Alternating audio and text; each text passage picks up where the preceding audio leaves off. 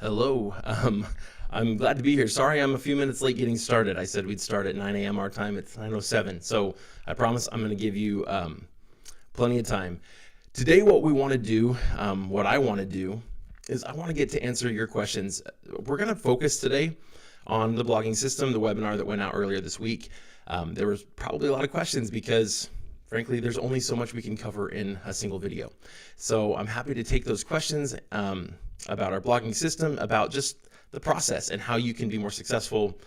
So feel free to go ahead and just type in whatever questions you have. Again, I'll prioritize those questions that are about that video, but I'll take any other questions as well.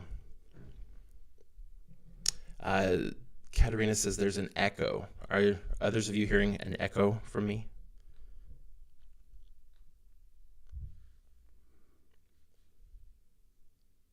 All right, let me see if I can figure out this audio real quick.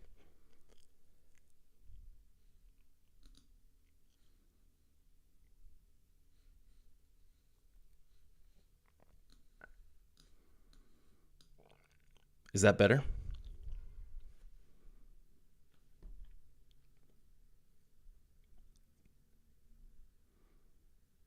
All right, I'm going to go ahead and assume that's better. All right, let me know if there's any problems going forward.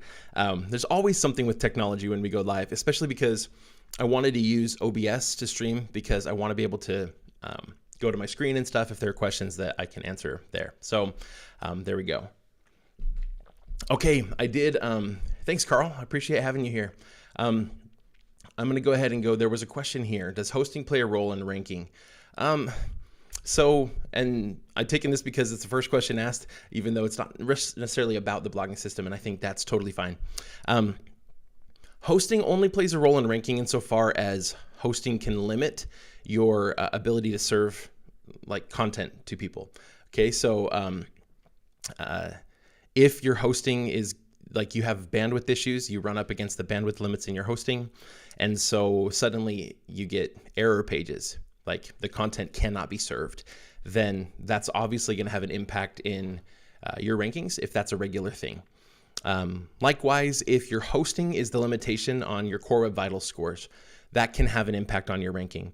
Core Web Vitals is not like a major ranking factor, but it is a real ranking factor. So we need to make sure our sites aren't like the slowest, but really that's the extent that hosting plays in terms of your rankings in Google or really any search engine. And over ITS, are there changes in the pricing planned for Project 24 based on the updated system? Not for right now. Right now, we're in an environment that inflation is kind of crazy for us. It's something that I haven't personally experienced in my lifetime, but we're seeing the cost of everything going up, which means the cost of my team is going up because their living expenses are going up. Everything's going up. But because everything's going up, and I understand that you like, if you're trying to learn how to do this, it's because you're trying to generate an income. You're trying to take control of your personal finances and build your own business. And I think that's fantastic. And I want you to be able to do that. So I'm kind of balancing that right now. And so for now, my plan is to essentially do our inflation sale, which is I'm not going to change the price, but I don't know how long that will be feasible. So in the short term, there's no change planned, even though we keep adding to it. In fact, we didn't change the pricing last November when we added our entire YouTube system with Nate from Channel Makers, for those of you who are familiar. We have an entire system like the blogging system, but it's for YouTube and how to be extremely successful on YouTube. We added that and also did not change the price. So for now, we're keeping it that way. All right, I got, let's see. All right, the questions are starting to really roll in. Mustly Fit admin, how many blog posts can make to $1,000? So how many blog posts to get $2,000? I was doing the just the math the other day, and it worked out to like on average, and this is if we can get to a level of traffic that is about 300 page views per month per blog post, which we found for Project 24 members, they averaged, at least based on the survey data we were able to get, they averaged more than that. Our goal in Project 24, our goal is always about 1,000 page views a blog post on average, which is a lot. 500 is kind of the real goal, the realistic goal. and most Project 24 members are landing somewhere in the 400 to 500 range. Based on that and kind of average earnings for most bloggers in Project 24, which includes most of the time we're talking about ads and affiliate revenue combined, comes out to a little over $30, which is pretty awesome. $30 per 1,000 page views. And so the math on that ends up working out 300 page views per article, on 100 articles, a little over $30 per month per 1,000 page views, and it's about $1,000 a month. So 100 blog posts on average is kind of a good rule of thumb, but it's gonna really depend on the content and the search analysis. How to reindex a site in Bing.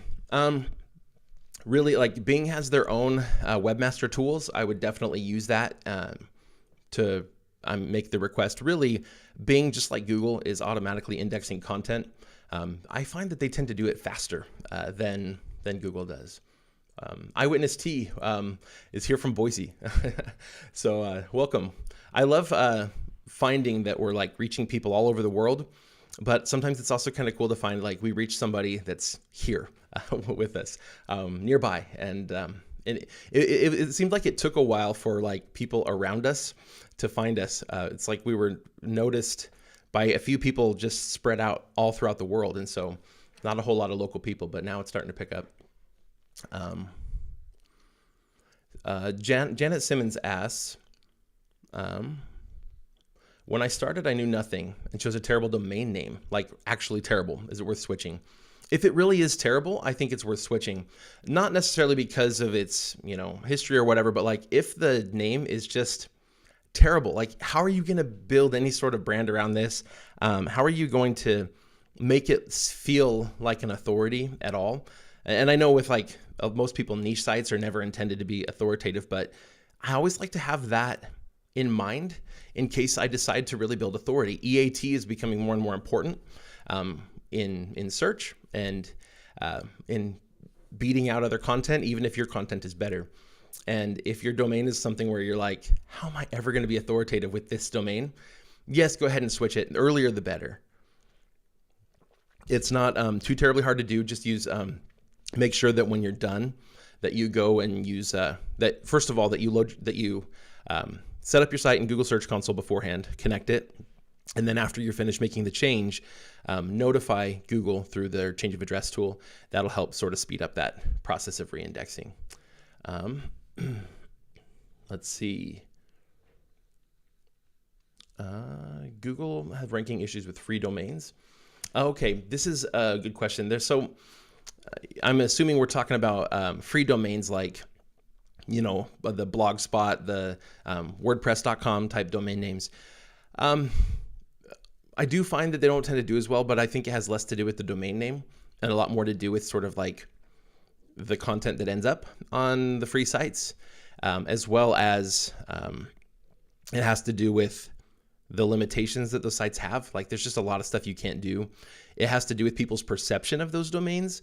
They seem less professional, less legitimate, like it's an actual organization, which is funny because a lot of times we read blog posts and we want it to be a person, not necessarily like a company, but it just feels like a free domain. If it's obviously like a free domain, it's, like a subdomain of WordPress.com, then it just kind of comes across like this is sort of a side thing that I'm just doing for free versus like something I'm really putting real effort behind. So I think people's perception is probably a driver behind that too, which could mean that algorithmically Google just suppresses those. But it's mostly because I think that's the behavior that people have had for a long time. I definitely recommend still using domain names and extensions that are well known and well accepted. So we said for years.com, now we're getting into a time where there are other extensions that are becoming very well known and very well accepted, especially within certain industries.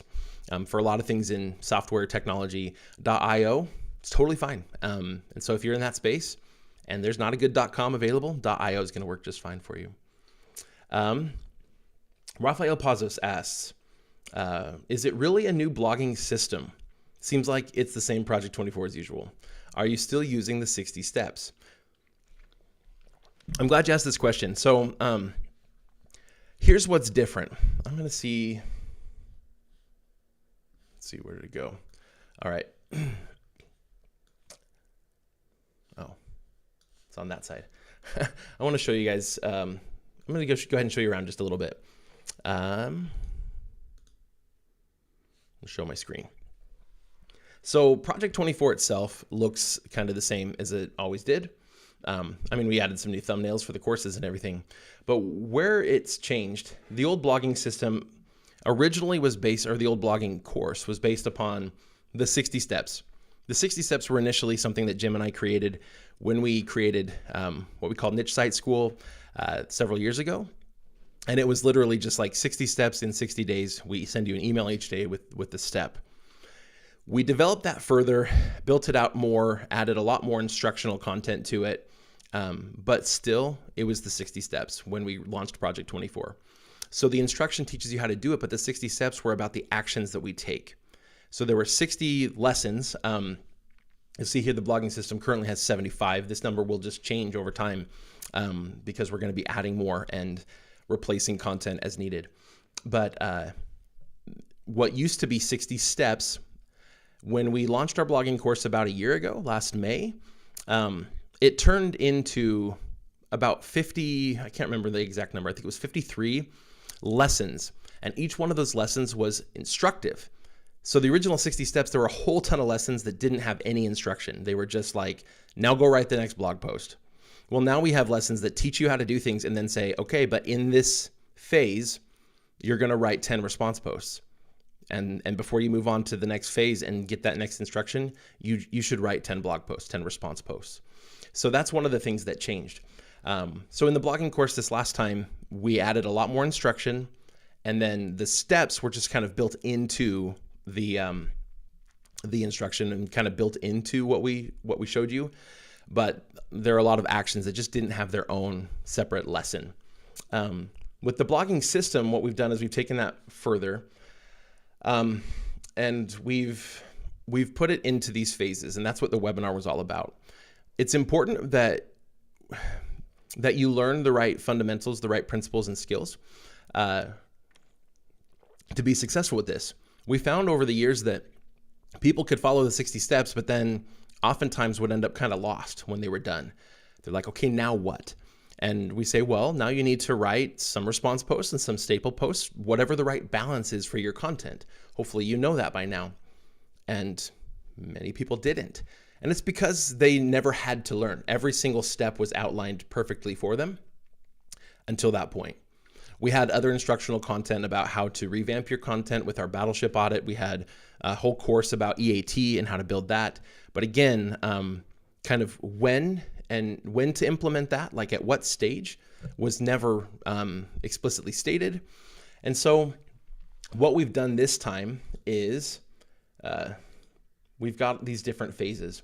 Phase 1 of the blogging system is actually intended to be something where, I mean, you get started, right? You select your niche, but then we move on from phase 1.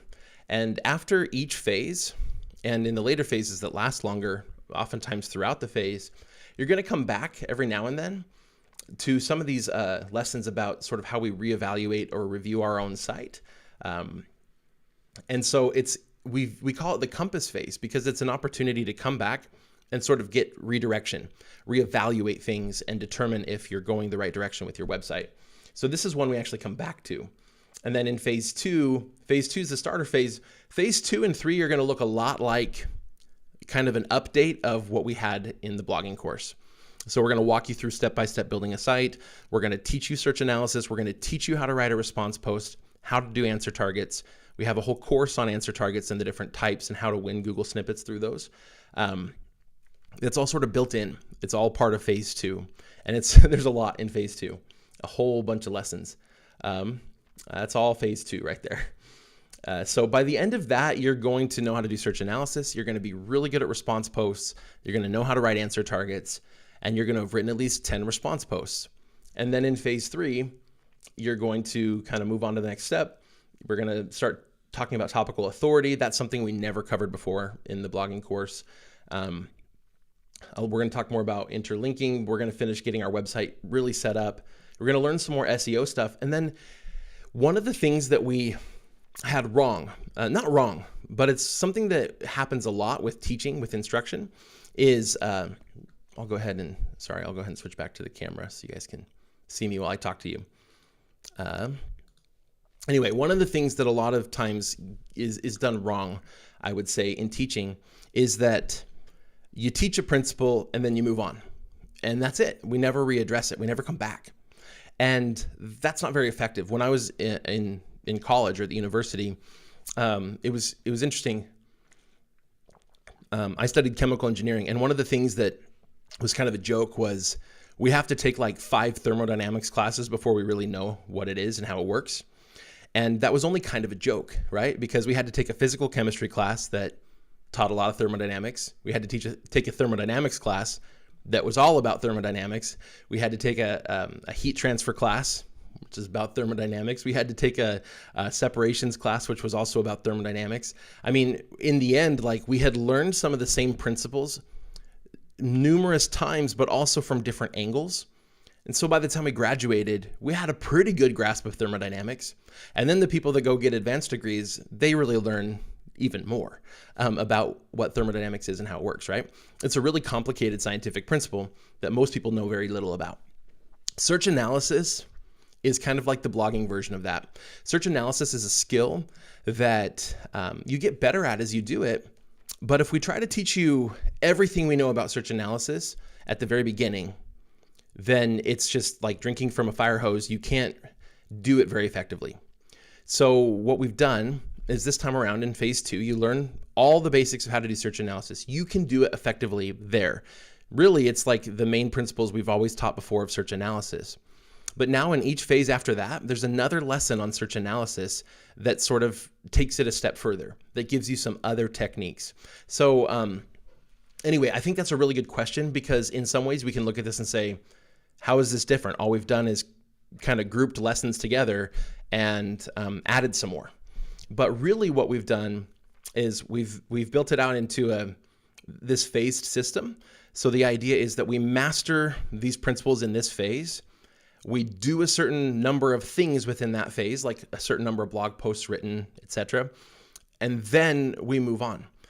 You could watch all the videos in phase 2 and you could do it in a week and try to move on. But if you haven't done all the steps, if you haven't written all the blog posts, if you haven't done all those things, and in some ways, sometimes even watch some of those lessons a few times to really understand it and then go practice it in writing a blog post. If you haven't done that, then you're not really ready for the things in phase 3. So that's the point here. Okay, so back to questions. I know there's a whole bunch coming in here, so sorry. But I thought that was a really good one to talk about. Let's see. Oh, Brittany says, hi from Middleton. You're just down the street. We're here in Star. She says, just curious, do you find that the sandbox period is longer for YMYL sites? Yes, it's funny. We don't ever really refer to it as the sandbox, because there's a concept that the sandbox is like a specific thing, like Google puts you there and then they take you out of there.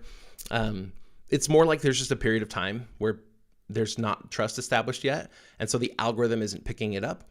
And that period of time ends up different for every site. And depending on kind of how you do it, what content you create, etc., that period can often be shortened or lengthened. And so the reason we don't call it the sandbox isn't because we just like naming everything, but mostly because there's this concept that like Google deliberately puts sites there for a long time, and then after a certain amount of time passes, they get to finally get out of the sandbox and go play with the big kids. We always refer to it as the ghost town phase. It's like you built up a business and people don't know about it yet, and so the word of mouth isn't spreading. But that's kind of a separate thing. I do find, though, that for YMYL sites on average, it does tend to take longer. There's kind of a longer period of time required to establish enough EAT for your content to compete with other sites that maybe already have some EAT and that are already established, that are already ranking. So yes, it does tend to take a little bit longer. And Admir asks, is it possible to earn $5,000 a month only from affiliate marketing? Absolutely. I have one company I'm an affiliate for that pays me like $6,000 or $7,000 every month. Another one that probably pays me $6,000 a month. Now, I get it. You would say, well, yeah, but you're income school and you have a YouTube channel. But the reality is, this can be done in so many different niches. But we kind of have to get out of the mindset that affiliate marketing means Amazon, or it means peddling really inexpensive things, or at super high volume.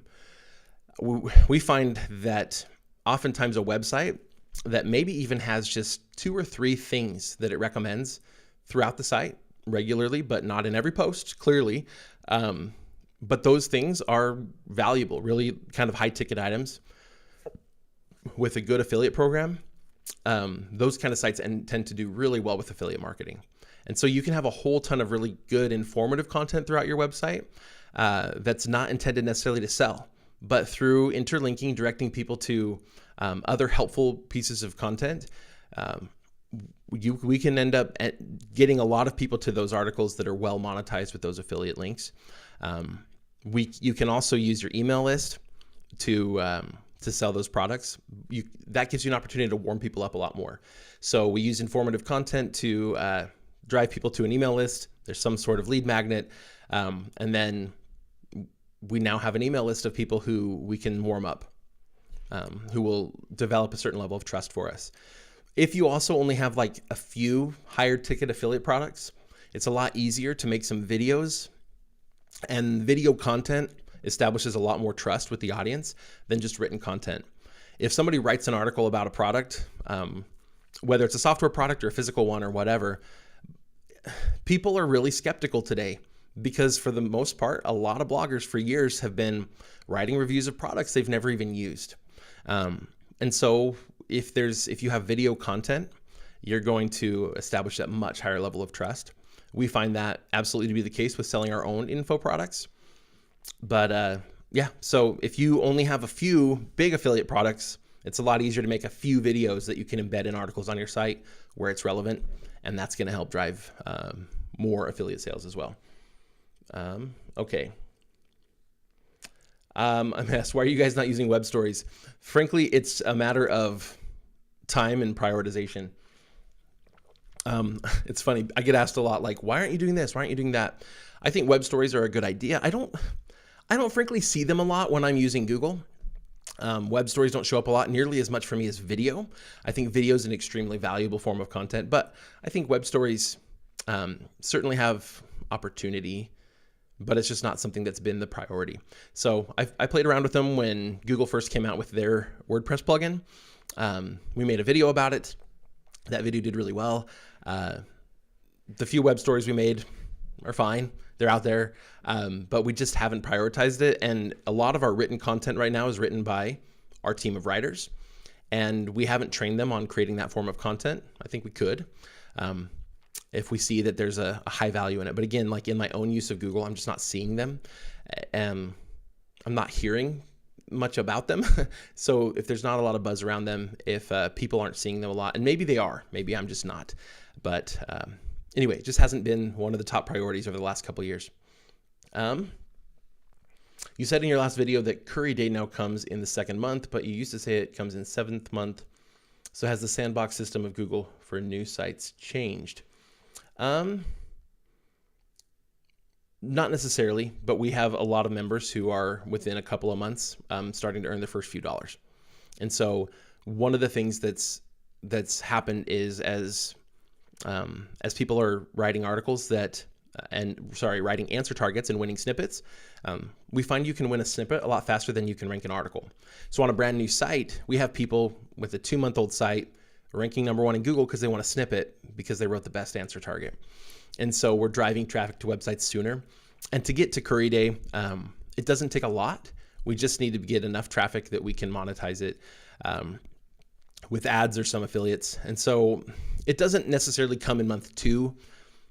We find that it can come in phase 2, probably more often for people in early phase 3, somewhere in phase 3. Your first 10 articles in phase 2, that's all you write in phase 2. And that takes about a month. So, or in theory, it takes a month, right? Some people are going to spend longer even on their first 10 articles. And so some of that also just kind of is based upon the assumption that you kind of keep up with that timeline. And a lot of people don't. A lot of people say, you know what, I can't put in the time to do that. That's okay. We have a lot of members who say, hey, mine was a project 36, but I made it. I've seen that happen several times. Others who are saying, hey, it's a project 24, 25, 26 for me. Some who are saying, hey, for me, it was project 20. And it's just really awesome to see that in our community. Let's see. Patrick says, I hope the question hasn't been asked yet, but how much content is included in the new blogging system? So I was wanting to do this. I ran out of time before, but I'm going to show you. I'm just going to show you because it'll be easier because I don't have a number for you. Just in the blogging system alone, sorry, I got to switch screens. In the blogging system alone, we have 8 hours of new content that's never been out before. But we also have a ton of lessons of content that was already in the blogging course. So the blogging system has 75 lessons, videos ranging everywhere from about 1.5 minutes to well over half hour, depending on what the topic is. So let me just go here to all categories. So this is just the blogging system. And so you can see like 75 lessons. And again, some of them short, like this last one's a little over 17 minutes. This one's about 10, a couple shorter ones, just almost 2. I've got several in here though that are much longer. There's one that I filmed that was just how to do a review of your own site. So if you came to me and said, will you review my website? I walk you through step by step how I do that review. What are the things I look at? And I do a review of one of my own sites there for that video. And I want to say that one landed a little over half hour. Yeah, 36 minutes. So there are some of those that are much, much longer. This one, niche selection. So that one says, oh, it's only 27 seconds on selecting a niche. Well, so this is where I wanted to show you, because this isn't 75 lessons. Some of these say, okay, that, picking a niche. And so you then click open to that. And it's actually a whole nother course that has 12 lessons that walk you through step-by-step picking your niche.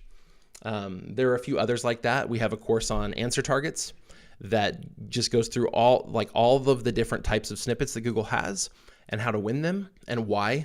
I get the question all the time, why would you want to win a snippet? Because doesn't that make people not click on the blog post? The answer is it doesn't have to make people not click on the blog post. More often than not, the answer to people's questions, at least the types of questions that we're going to write articles for, the answer to the question is almost always, it depends.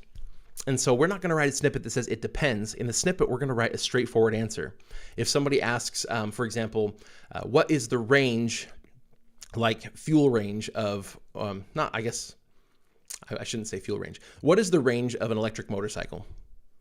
Well, which model, which one are we talking about? And are there upgrades available? So they could even ask, like, what is the range of a zero electric motorcycle?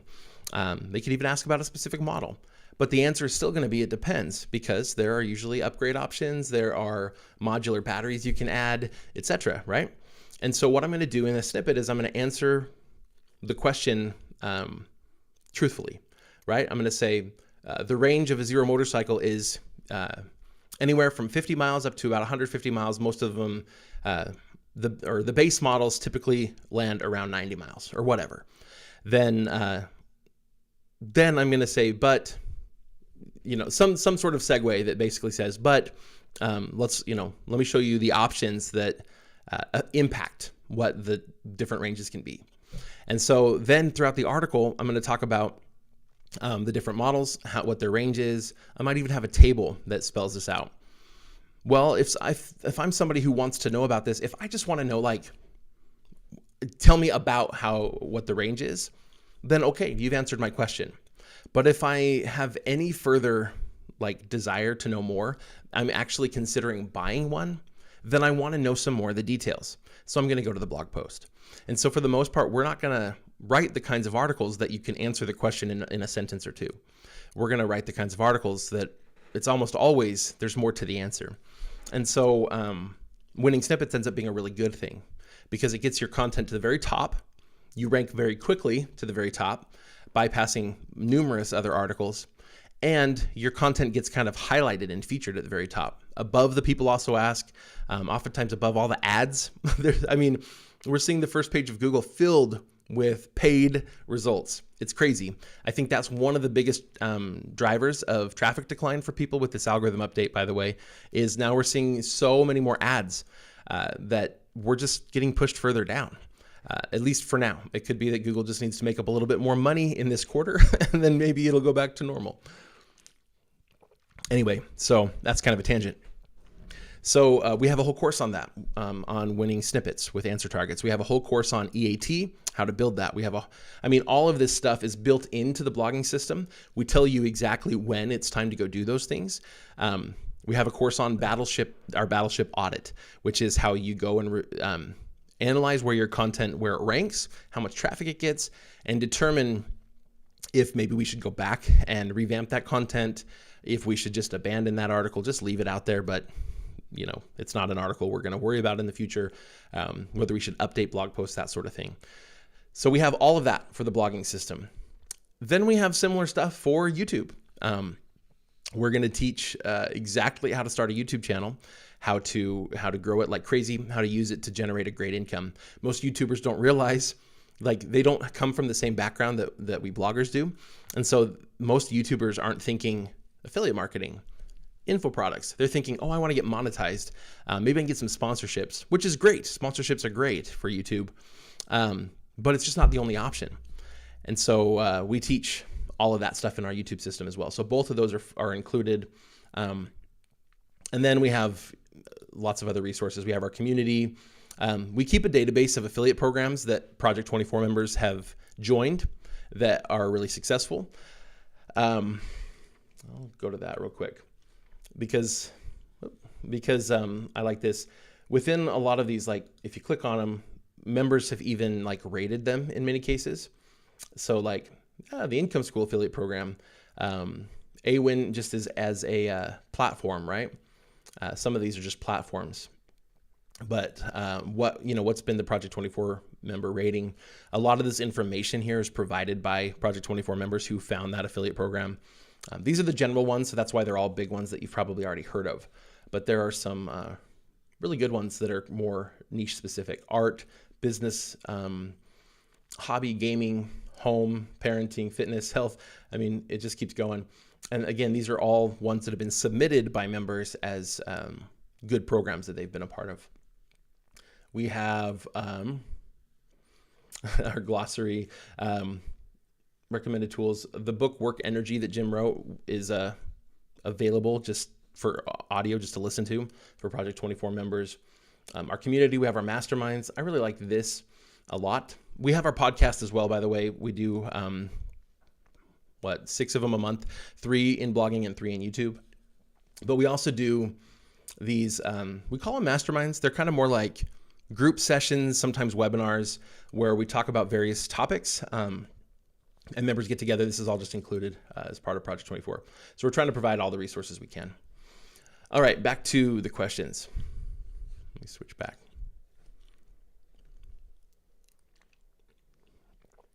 All right. I think this is a good question. Prem Kumar says, I keep getting pulled toward the popular niches. I want to do something else, but I don't really know what.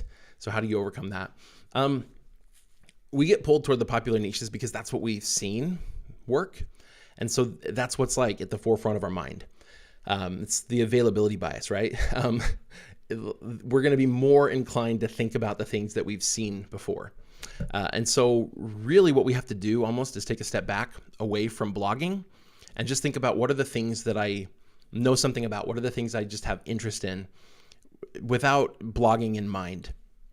And by doing that, in our niche selection course, Picking Profitable Niches, we'll have people kind of ask themselves a lot of questions like, what are the kinds of things that people come to me for when they want advice? What's something that maybe I don't know everything about? I'm not an expert yet, but I'm really interested and I'm willing to learn a lot about it. I find that it's really important to pick a niche that is a good fit for you, more so than picking one that's like perfectly monetizable, has tons and tons of searches or search volume. I find that if we focus a lot on a niche that will be successful, but it's not one that we have like a distinct interest in, chances are our follow through is not going to be the same.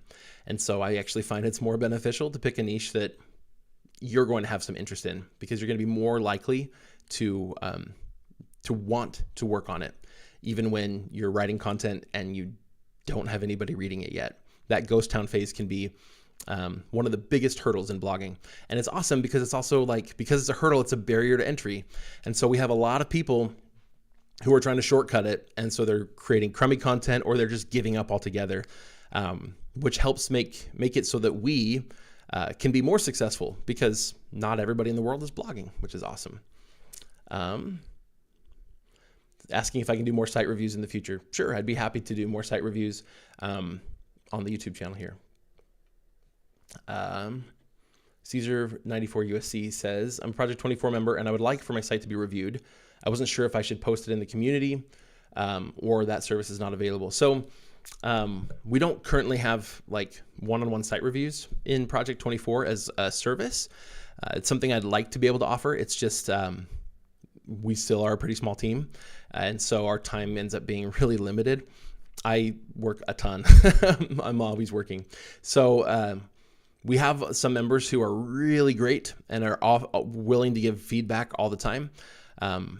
So what you might do is you could post in the community saying, I have a website in this niche and I could really use some help. I need some eyeballs on it.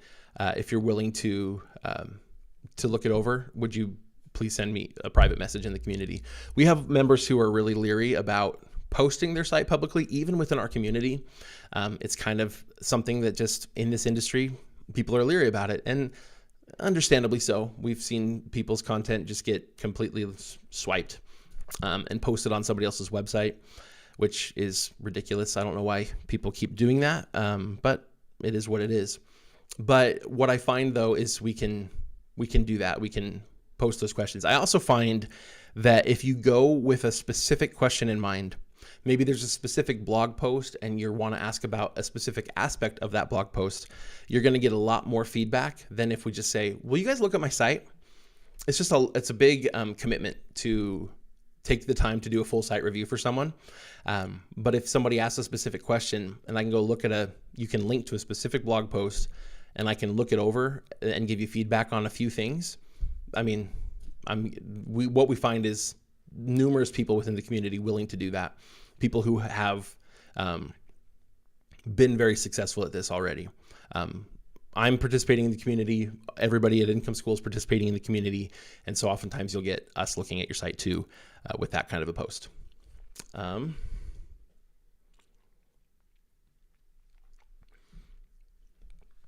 want to start a blog and developing a career in project management.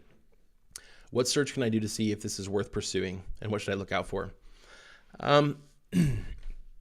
One of the things I like to do just to kind of get an idea is, I'm going to go back to my screen. See, this is why I like using OBS, even if it's going to add some technical difficulty every now and then. So here we go. I'm just going to go to Google Trends. I'm going to type in project management. It's searching project management as a search term, but will it give me that as a topic? Project management, project involvement. Project management professional is a specific certification. That's a different thing. Oops. Project management. Okay, so then I might go back further so I can see the trend. But one of the things I like to do to verify sort of the size is I then like to compare it to another niche that I know, I know it's feasible. Like I know there are a lot of people that have built successful sites in that. So I'll give you an example. Fish keeping. I know there's enough search volume there. So I'm going to go ahead and do that one. And then what it's going to do is it's going to compare them. Look at that. Fish keeping. Now, here's the problem. It's using fish keeping as a search term. Let's go ahead and use it as a topic, because then it will include things that don't necessarily say fish keeping in the search. And notice, like, still, project management seems to have like 40 times as many searches as things involving fish keeping. Let's see, fish tanks. I'm doing that instead of aquarium simply because aquarium also refers to like places that you go, kind of like the zoo, but for fish and stuff. So fish tanks. Okay. So I know there are enough people searching stuff about fish tanks, about fish, fish as pets, to justify that niche. So project management, yeah, absolutely. So to me, that tells me that the search volume is there. So that then brings me back to the question about developing a career in project management. So project management as a career it's a big one. It's one that's a ton. We know that there's search volume for project management. And so focusing on that, like, absolutely, I know there's going to be enough search volume. So there you go. That's one of the things I like to do to verify sort of the size of a niche. Does Project 24 help in selecting a profitable niche? My interests include setting up WordPress sites, internet radio stations, podcasting. Is there a niche that I can use my experience as an advantage? Yeah, absolutely. If your interest is in things like that, internet radio stations, podcasting, like, yeah, even setup of WordPress sites, that kind of stuff. Yeah, absolutely. You could do that. We do have an entire course in Project 24 it's literally called Picking Profitable Niches. So we do get people in the community that will ask the question. They'll say, hey, I have an idea for my niche. Here's what I'm thinking. Just, give me some feedback here. Is this too big, too small? Is this way too competitive? Help me out here. And you'll find that you'll get some good feedback as well. If I pick finance as a niche, would I be setting up myself to fail as a newbie? Probably, unless you're willing to do YouTube, which even it's kind of competitive. Finance is a very hard one because not only is it very competitive, but it's also very much YMYL. It's hard to give any sort of financial advice without it having impact on people's money. And so YMYL is your money in your life. So that means that Google in particular is going to be pretty particular. They're going to want to make sure that your content is accurate. And one of the ways they do that is by trying to determine if you and your website are authoritative on the subject. And when you're first starting out, you have no online authority. It helps if you have any sort of credential, if you work in that field and your name is on the company website or something like that, and you can use schema markup to say, I'm the same person that shows up here as a partner at this financial firm or whatever. Well, okay, then we have a little bit more EAT kind of to your name, and you have a better chance there. For a first-time website, I would steer clear of that. For the most part, I find hobbies are often really good. Hobbies, sports, we've done so many things in like outdoors, but a lot of craft websites, just whatever your interests are. I find that hobbies are a great place to start. They're some of the easier ones to get started with. Let's see. Menma's Praise says, I quit college a week ago to focus on a niche site. Currently, I have written 20 articles. At this point, it must work. Pretty good results only after a week. 104 impressions on Google Search Console in 2 clicks. Well, I mean, that's gutsy. I think that's fantastic. If you're devoting full time to it, then I hope that means you're gonna really go after it and make this work for you. I have really high confidence that it can work, but it doesn't always work for everybody. It does take having the skill. It does take the hard work, but man, like, we found the process to be very repeatable. And, we have members who are so confident in it. They do it once and then they're like, oh, this is awesome. And so they build a second site and a third site, and it's like, wow, it works every time because they understood it. They developed the skills, and they put in the work each time. So it's awesome. I do have very high confidence, and I wish you the best. I hope that really works for you. Let's see. We've got the question here. Ricky, nowadays, how many page views is expected to get per average post? In 2017, we said 1,000. Yeah, 1,000 is always our goal, and it's still our goal internally. We don't always hit it, but oftentimes we do. We have a lot of blog posts that get well over that. I did a video. Actually, I'm trying to remember if it's out yet or not, but I recently recorded a video.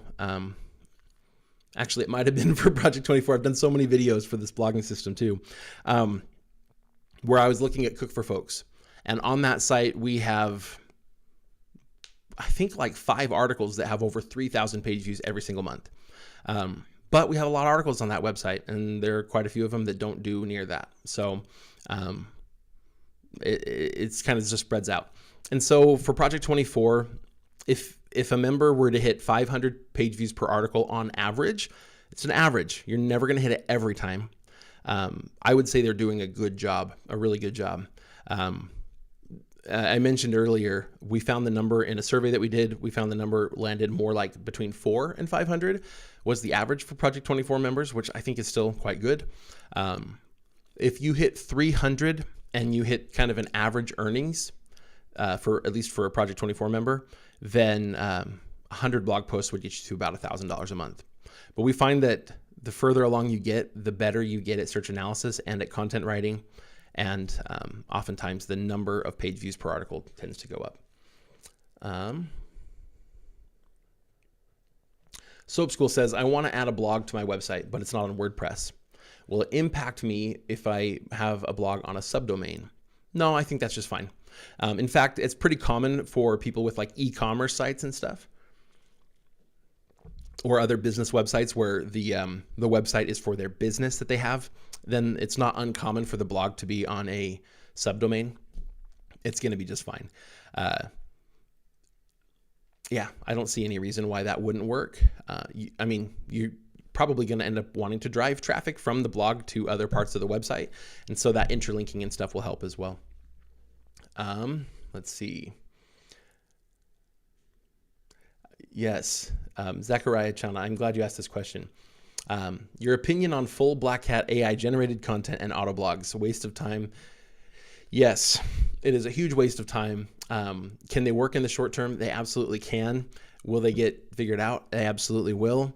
And I actually think there's a bigger problem with it. It's not just that like it's not a long-term sustainable method. If that were the only problem, then it'd be like, okay, but if it's AI generated and I can just have a good system for it, then I'll build a website and then it'll fail. But by then I've built 3 more and that's fine. They'll fail, but I'll build 10 more after that.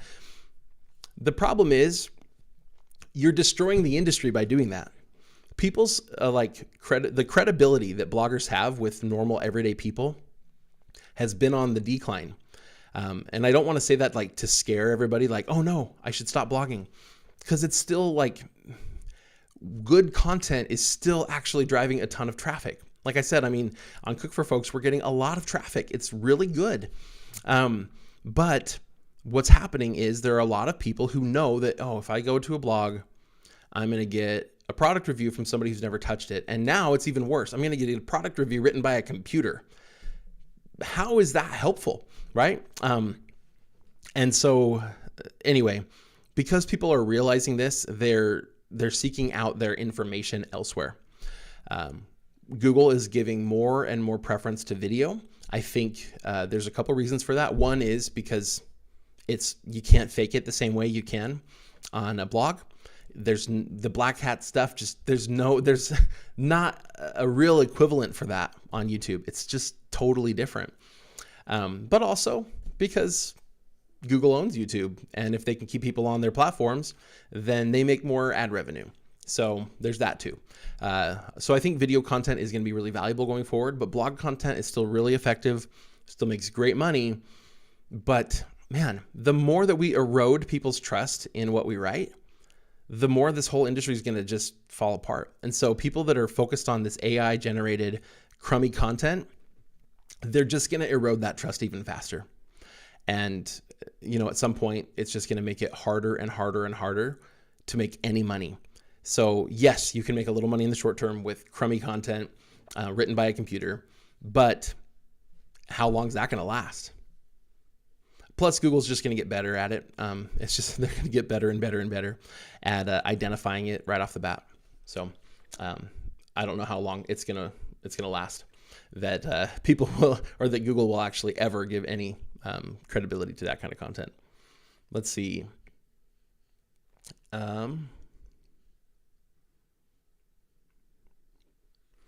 Is it possible for 1,000 people to buy an affiliate product, like an $800 product, to have experience with big commissions? Yes, it is possible. It is, the bigger commissions are harder to do at like large volume, but it is certainly possible. And then certainly a lot of people effectively do it. We make great income from some, we'll call them higher ticket items. Oftentimes they tend to be subscription. So, I mean, at Income School, right? There's certain products that like everybody who wants to build a website needs. You got to have hosting, right? So it's a really easy sell for me to say, okay, this is my favorite hosting. Now, of course, I'm not going to recommend something that I don't use myself and that I wouldn't use myself. Right now, my recommendation is Cloudways for hosting. I use Cloudways.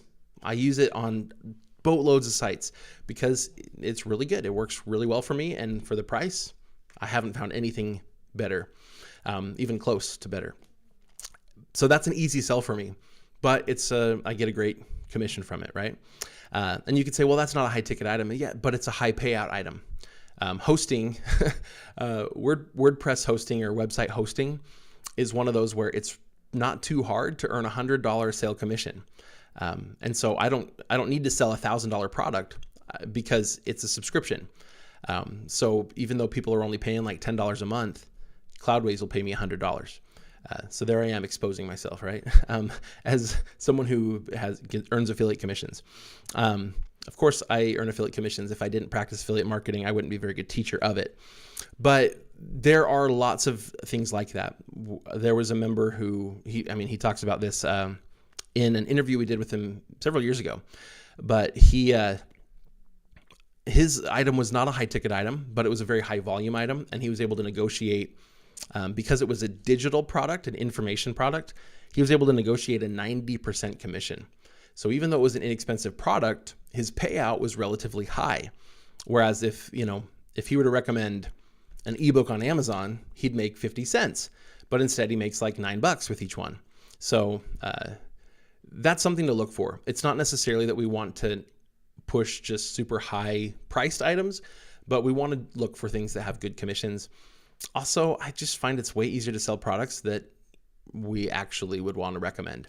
So my first consideration when choosing a product is what's the product I would use. And then from there, if I have some options, then I'll probably look at who has a good affiliate program. But yeah, first and foremost is the integrity. If you have good integrity and you recommend products that you would actually recommend to like your mother, then you're going to be a lot better off. Do you know if FAQ schema can impact the possible winning of a target over a snippet in Google? Yeah, I think so. I don't think it's I know it's not necessary. But if you're going to have like an FAQ kind of situation on your website, like in a blog post, you're going to have an FAQ section and you want to hopefully win a snippet for those individual questions. Yeah, I would use FAQ schema. I think that's a great idea. But it's not necessary to win the snippet, but it could help. Mostly because it's just alerting the search engine easily, like this is a question that I'm answering, which is awesome. How much does it matter if you stray away from your domain name? That's a good question. The example given, if Dirt Bike Planet would write about skateboarding, kickboarding, ATV riding, etc., I think it's okay to stray. I do like the domain to be still relevant to some extent. Like if on Dirt Bike Planet we were to start writing about ATVs, that's not too much of a stretch, right? Even like UTVs, side by sides, not a stretch. Skateboarding feels kind of like a stretch from dirt bikes. Doesn't have a motor. It's a very different kind of product, right? And so does that matter? Not necessarily. What matters, I think, a little bit more is the content and how related is the content. So if I wrote one article about skateboarding on Dirt Bike Planet, I wouldn't expect it to do very well because it's not a website that has any authority on skateboarding. But if I wrote a whole good cluster of content around skateboarding and covered some aspect of skateboarding in detail, then okay, maybe within that aspect of skateboarding, that site could then become, or at least start to be viewed as authoritative, at least for that segment of content around skateboarding. I hope that makes sense. So the domain name probably matters less than just having enough content on that topic to have that topical authority. I think that's really important. If we spread out too thin and we have a little bit of content about a ton of things, we never build any authority in any of those things. It's one of the things that I'm pushing a little bit more in our blogging system now than we've really talked about for a long time. But I'm finding that to really be the case. So that's my bigger concern. It's for that reason, by the way, that I often like to pick domain names that are just a little bit more branded and a little bit less like on point topically. I don't care about exact match domain names. Dirt Bike Planet is pretty exact match. We just take dirt bike and add a word to it that makes it a little bit more brandable. We played around with that a little bit more with like, outdoor troop was also like, it's about the outdoors. But when we did Imbora Pets, it's like, it's a pet site, but it's more of just like we could have made the whole site about dogs or cats, but it left us room to make a site about anything, right, that had to do with pets. So I do like that as well. I just saw one and then it jumped away, but there it is. Student Baba, currently 30% of my traffic is just from one article. I know it's very risky. What should I do? If you'd like me to review the site, I know I don't look at them too often, but I do have a link in the description of like all of my more recent videos where you can submit either questions or you can even submit a website or even a specific article through a form that I check through that form and to look for ideas for videos. So that would be the place to submit the website as opposed to here. But if you want to submit it there, I may be able to take a look at it here on the channel. But what to do in that sort of a situation? One, if that one article is driving that much of the traffic, we need to consider why. So one thing we can do is we can go in Google Search Console and see what are the searches this article is winning. If you find that you are ranking well and driving traffic for searches that weren't necessarily the main point of that one article, great, let's go write another article that covers that question better than our first article does. Is that going to steal some traffic from our main article? Yeah, it probably will. It'll probably outrank that one article for that search query, right? But what it does is it gives us more security because all it's going to take is somebody else writing an article that's more on topic for those kind of tangential search queries. And then you lose those and you see this one article just tanking in traffic and you don't know why, because it's still ranking number one for your primary search query, right? So we do see that happen a lot. And so that would be one of the things I'd recommend is go find out what all it's ranking for and then add some other content to help make sure that at least your website wins for those other queries. Other things you could do is you can use that article to try to drive traffic to other content on your websites through interlinking. If you have other articles that you know are really good content, but they aren't driving a lot of traffic organically because they're not ranking that well yet, interlink from that one article to those other ones. Try to get more and more people that come to your website to click through to those other articles. And then that will help kind of send signals that that's good content. It'll help boost those articles, kind of their authoritativeness, and then they can rank more organically. And so essentially we can lift some of the other content on the website. And then the other thing you can do is just add more content in general. We know now that that's a good topic.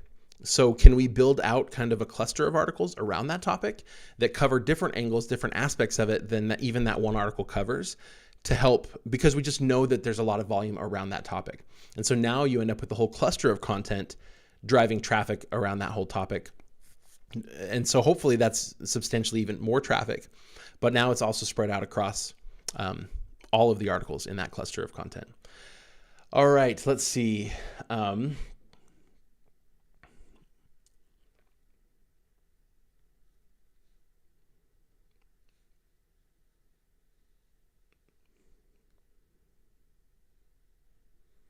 Okay, let's see. Victoria asks, hey Ricky, if an SEO tool deems post language to be too difficult to read, but the readers are highly educated, how do you find the right balance? Like they have a university degree plus. You know what? Like, I think that's the right thing to do. We should write content for our target audience. Now, if there's a chance that you could be attracting readers to the website that maybe aren't as educated, then okay, maybe we do want to add some additional context to the content that we write. But overall, what the SEO tools say for readability, I flat out ignore. I've taken university and graduate level courses on communications, writing, business communications in business school. Covered a lot of stuff, and really is probably the most applicable course I've ever taken for blog writing, because business communication is kind of similar in the sense that, like, we need to get to the point. We need to state our point clearly. We need to not just use too many flowery words. We need to structure it and format it in a way that's going to be really easy for our eyes to follow. Because if I'm writing a business email to somebody, I need them to see the most relevant stuff, even if they just scan through it and get the point, right? And be convinced. So it was a really good class for that. And still, I can write a really good article, and Yoast or Rank Math, they'll tell me about all these changes I need to make, that some paragraphs are too long and some are too short. And it's like, you should vary the length of your paragraphs, actually. They'll tell me that some sentences are too long. It's like, you should also vary the length of your sentences. They tell me that I don't use the target keyword enough. It's like, well, nobody cares about the target keyword. I use various versions, different words that mean the same thing, and I show that they're semantically equivalent within my post. That actually helps the search engine a lot more. So anyway, the algorithms that are used for those tools are very limited, and so I would ignore them. And if you think you're writing to your audience, to the right people, that you're using the right vocabulary, the right style of writing, then go with that. And if it's working, then who cares what the tool says? If it's not working, then okay, maybe we need to better clarify and define the things that we're talking about, so that not only can people, but also the search engine can recognize what the content is and what it really means. Okay. Okay, so I'm going to have to wrap up here. And I get a lot of questions here. I'm going to go ahead and I'm going to take two more. First one will be kind of quick. What do you think of tools like Ezoic and Yoast? I think that the SEO tools like Yoast and Rank Math, they have their place. If you want to do schema markup, they're really helpful for that. People rely on them far too much. I don't type in a target keyword because any of the keyword analysis that they do in your content is silly. It's irrelevant. The readability analysis is, as I was just mentioning, also just silly.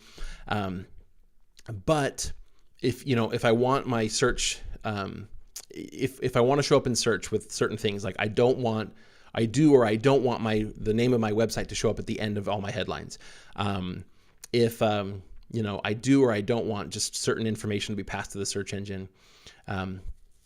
If I want to no index certain content on the website, and if I want to use schema markup for all of those things, Yoast, Rank Math, they're good tools for that. Ezoic in particular, I like Ezoic for ads mostly because I found for 90+% of people, meaning basically everyone that isn't like a complete expert on AdSense, it's about the only option that you can use before you have like 50,000 sessions on your website every month. And I like the programmatic ads. I like that I have access to advertising outside of just Google. Even though Ezoic is mostly serving ads that are provided by Google, I just find that the earnings tend to be substantially higher on Ezoic than if you try to just do AdSense. I've tried some of the other ones, the media.net, and I've just found it's a lot harder to be effective, to make good money with it. Whereas with Ezoic, yes, they make you learn how to use their tools.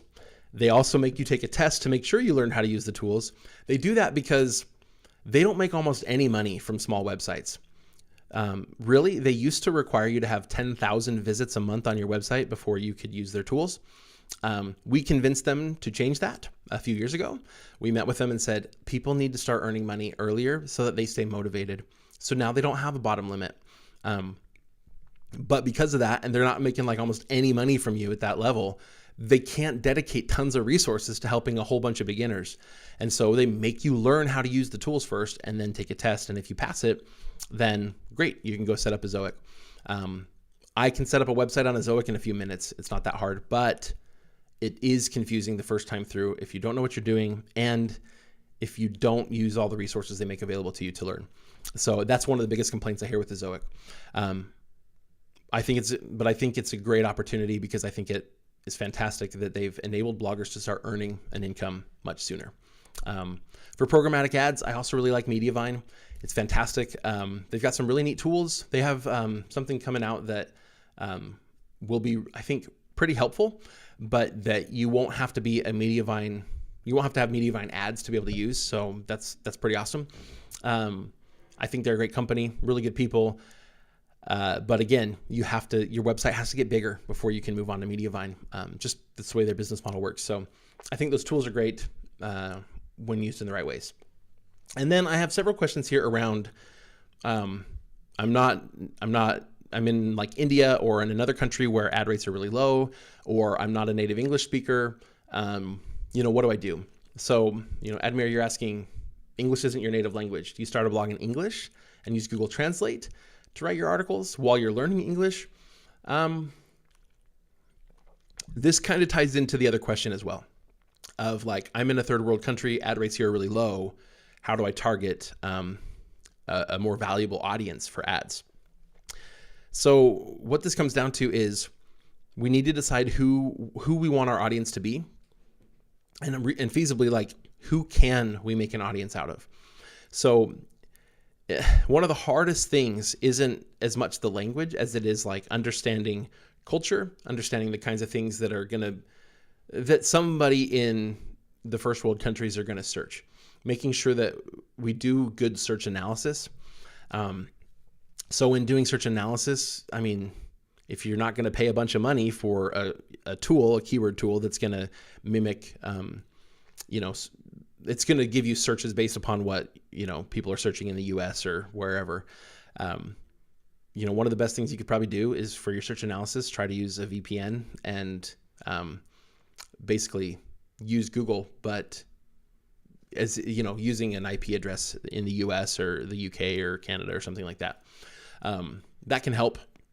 But really, it's identifying the right topics and then writing the content in a way that is going to be helpful to that particular audience. If you're just learning English, you could use Google Translate as a starting point, but it's not going to be the same, and it's going to become somewhat apparent. Just like if I were to write an article in English and then go translate it to a completely different language, then, I mean, it's not everything is going to come through just right. And some of it's going to become pretty obvious. And so the best thing you could do is see if you could get someone to look over it and just edit it for you. Someone who is a native speaker. That might be really hard if you're in a third world country, but maybe you could use Fiverr and maybe you could do it pretty inexpensively. But I know, again, that can be really hard to do if you're in a third world country. It's just going to be one of the best ways to ensure that your content comes across as readable to an American audience, or to a first world audience. Also, they're not just checking for language things, but they're also checking to make sure the content is as relevant to that audience you're trying to target as you think it is.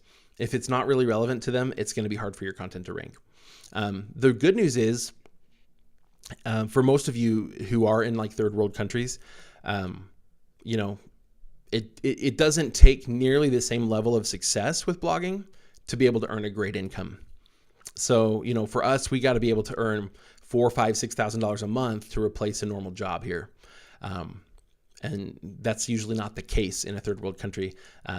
Oftentimes the income you can earn from a blog is, you know, we've got a lot of members who within a year are earning $1,000 every single month. It's kind of about the normal time frame is about a year, and then about 2 years to achieve the $4,000 mark, and then keep going from there, right? And so my point is that even if your content's not as good, even if fewer of the articles rank as well and drive as much traffic, in the end, even if you only do a tenth as well as what our timeline would recommend, as what our goals and expectations would be, even if you only do a tenth of that, you're probably achieving a similar level of income based upon your local economy as we would be achieving here. So there is that different level of work, that higher level of work, right? An effort, but I don't know, maybe you could just use Google Translate and you could maybe it'd be good enough to achieve that level of income. And then once you're there, it's a little bit easier to build up. So there's that option too, I guess. All right, let's see. I think that's all we're going to do for today. There's a question here that's kind of itching at me, so maybe I'll go ahead and take it. This is from Michael Norris. Thoughts on Adam Onfroy saying instead of taking 1 to 2 years to make full-time income, if you do the top 10 products comparison, you can make money faster like he did and make over $1 million a year. I don't closely follow everybody in the industry, mostly because I try to focus on what I'm doing and what's working for me. And so I'm familiar with Adam. I've seen some of his content. I'm familiar with what you're talking about, the top 10 products. I question a bit some of the tactics. I question the longevity. Maybe the speed's there, but I question the longevity of it. Maybe it's great. Maybe it works great, but I do have a problem with a few things. I'm not going to go throwing shade in a YouTube live. It's just not something I'm going to do. I'm not going to throw shade anywhere, but I think that there are some things that are part of his approach that are just not the way I want to do them. And that's fine. That's not me casting judgment. It's just me saying it's not the approach I want to take. And so those are my thoughts on it. When I have some time, I'll probably watch more content. I don't know. Maybe I'll be convinced. Maybe I'm always willing to learn more. I don't by any means believe that I know everything or that there's no room to grow. Obviously, Project 24, we've been constantly evolving it and improving it. And so that's again, something that we're always working toward. And so maybe there are some things for me to learn that could help speed up the process. But I'm very much in favor of taking a very organic approach because it's been the sustainable and safe approach. Whereas for the most part, things that I found to really try to speed it up and make a ton of money really fast, usually there's something in there that adds a new layer of risk, not even just a new element, but even a whole new layer of risk that to me is just completely unnecessary. But anyway, that's my thought on the subject. There are as many different ways to do this as there are people teaching how to do it, and probably dozens more. Everybody that we teach over time sort of adapts the methods to themselves. And I think that's fantastic. There's not one way to do really just about anything. There are a lot of ways to be successful. What I want to do is provide a good framework for how to do that. And that's what we've done with Project 24. That's what we're trying to do here on this YouTube channel, is teach those principles. And if you want to watch our YouTube videos and watch a bunch of other people, I think that's fantastic. So actually one of the beautiful things about YouTube, by the way, on YouTube, people don't just like watch one channel. They don't just like search for something like they do on Google, read an article or two, and then leave. Oftentimes with YouTube, people get lots of different perspectives. And so there are a lot of you who watch my channel who are also watching numerous other channels. You're watching Carl, you're watching Alex over at WP Eagle, you're watching Adam, you're watching Matt Diggity, you're watching all these guys, and I think that's awesome. Learn everything you can learn. Everybody that I have met, I haven't met everybody that teaches blogging online, but everyone that I've met, I've been very, very happy with. I think they're awesome people. And Adam's probably the same way. He's just one I haven't actually met. And so, again, can't really say anything more about him. Awesome. Well, that's all I have to say about that. There's a ton. I would love to keep answering questions forever. There's a ton more we could probably talk about, even related to the blogging system. So I'll try to do lives a little bit more often. I'd love to get on as frequently as I can. So anyway, other questions that you have that you'd love us to do a video on, like I said earlier, in the description of most of our videos, like basically every video for probably the last almost a year, has a link to submit requests, ask questions, submit a website for review, a specific article for review, things like that. So go ahead and fill that out. I do my best to get to them. Obviously, I get a lot more of them than I can make videos for. But if there's something in particular that it's just scratching at you, you need to get that out there, and hope I'll make a video about it. Feel free to submit it there. Otherwise, we'll see you in our next live. Thanks everybody for joining us, and see you later.